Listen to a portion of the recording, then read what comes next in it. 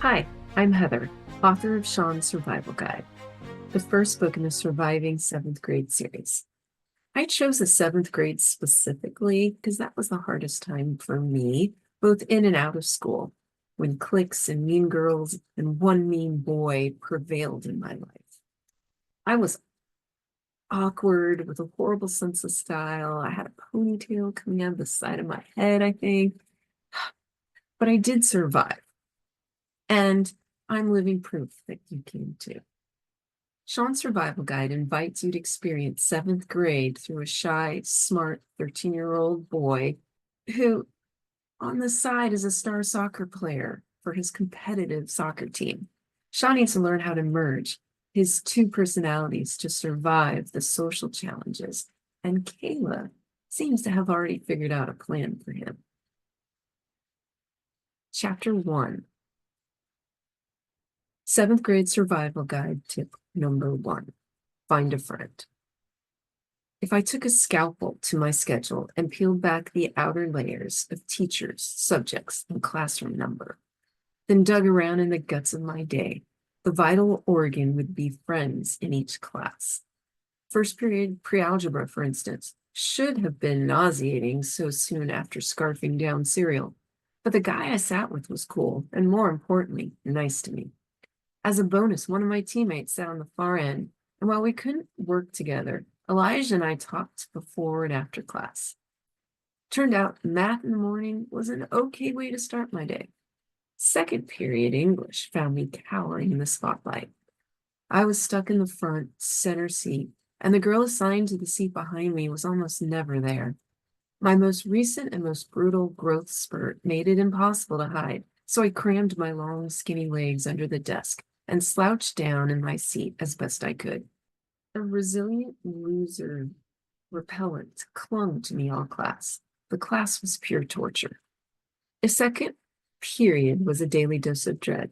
Science class after lunch restored my will to live.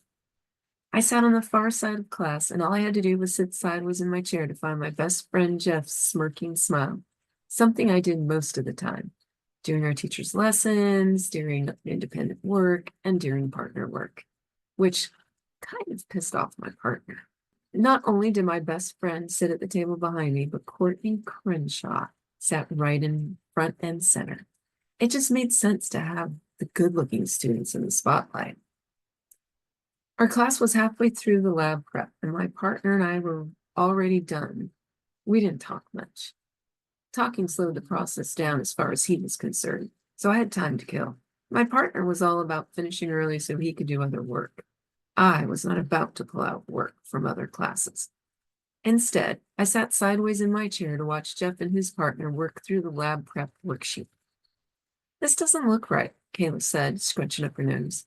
She leaned over the table to peer at the worksheet. Her hair spilled forward like golden honey, the tips tapping the paper between her and Jeff. She tossed her hair back beyond a tan, bare shoulder.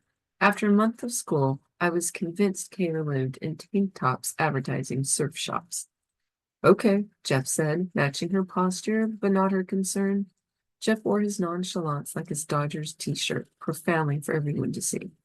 But when he thought no one was looking, he would do un-Jeff stuff like double-check his work and frown over hard questions. Caught staring, he just shrugged at me. Ask Sean then. He called me out just like that. During the beginning of sixth grade, I made the mistake of volunteering answers whenever teachers asked, and I gained an unfortunate nerd rep, which had proven impossible to dodge. What do you think, Sean?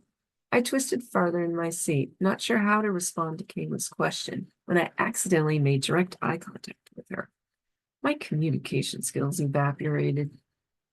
After knowing Kayla Burns since kindergarten, this newfound impediment frustrated me. Her mouth saved me.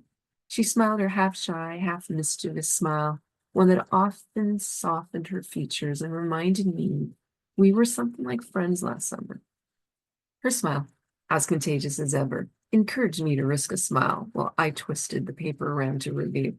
Oh, yeah, the components are wrong. It's calcium and nitrogen, not magnesium. My voice held steady, my tone too serious, but serious was my comfort zone. And number 3 needs twice the amount. Really? That's it?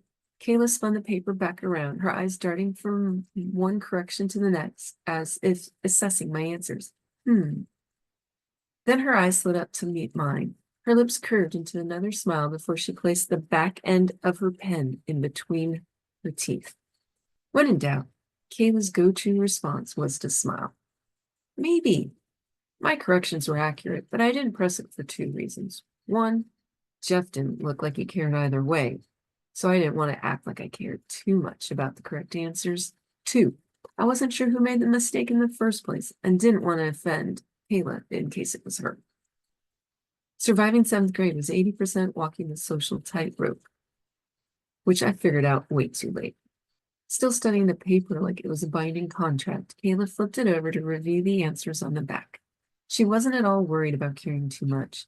Kayla wore determination much like Jeff's nonchalance, like an accessory, obvious for all to see. She succeeded at most everything she tried, like last summer when she decided to learn how to surf, and by August, she was ready to compete. There were many layers to Kayla Burns. Her fingers stabbed the paper halfway down the page as her eyes, a deep Pacific Ocean blue, met mine again. What about this one? Her cute smile returned. This time I leaned over and turned the paper halfway so that both of us could then lean over it, inspecting the work as if it was important, as if grades were important, as if Jeff was the odd one out for not caring about his grade. It looks good, I said. My voice sounded wispy and hesitant. Just here. I erased half the problem and scribbled the correct answer. On closer inspection, her eyes weren't as deep blue as the ocean because there was a heavy gray undertone that made them more earthbound, less watery. Whatever the color, the amazement in them was unmistakable. Wow, you made it look so easy. Another smile, this one sweeter. She had hundreds of different smiles. Can I get your number so I can call you if I ever need some help? I blinked. Jeff's nasally half sneer, half laugh could only be described as completely idiotic. Dude, he said, she just asked for your digits. More snickering. An instant sunburn tapped my cheeks. Kayla jabbed her pen into Jeff's arm. He didn't flinch, just cocked an eyebrow my way. Grow up, Kayla said, turning away from him to watch my blush invade my entire face. Seriously, though, can't I? I stared at the blue pick pen she placed in my hand. Her hand rested on the edge of the table. On the top, please, she said, nodding at her hand. I don't want to risk washing it off. Oh, we're going old school. The words were out before I could censor them, but she giggled. I pressed the tip of the pen into the soft skin between her wrist and thumb. Halfway through inking my cell number on her hand, I snuck a quick breath. When I finished, she